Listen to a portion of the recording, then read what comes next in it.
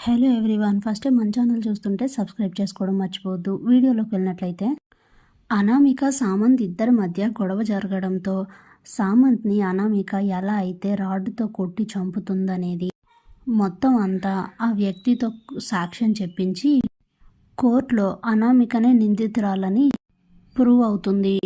అప్పుడే జడ్జి గారు హత్య చెయ్యడమే కాకుండా ఆ హత్యని ఎలాంటి సంబంధం లేని ఒక వ్యక్తి మీదకి నెట్టేయాలని చూసినందుకు ఈ అనామికకి 14 ఏళ్ల జైలు శిక్ష అనేసరికి స్టన్ అయిపోతుంది అనామిక.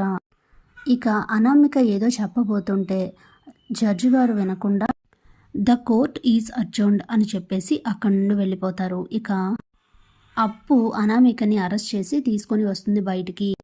ఇంతలో రాజ్ నిర్దోషిగా విడుదలైనందుకు చాలా సంతోషిస్తూ ఉంటారు అందరూ. అప్పుడే అరెస్ట్ అయ్యి బయటికి రాగానే అనామిక రాజ్ వాళ్ళతో మాట్లాడుతూ ఉంటుంది.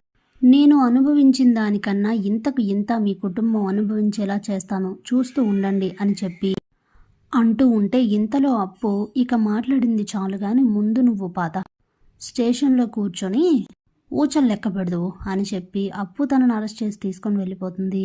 ఇక రాజ్ విడుదలయ్యిన తర్వాత ఇంటికి అందరూ వచ్చి పెద్ద గండం తప్పింది నాన్న అని మాట్లాడుతూ ఉంటే ఇంతలో రుద్రాని మళ్ళీ ఏదో ఒక సమస్య రాదని గ్యారంటీ ఏంటి అని అడుగుతుంది.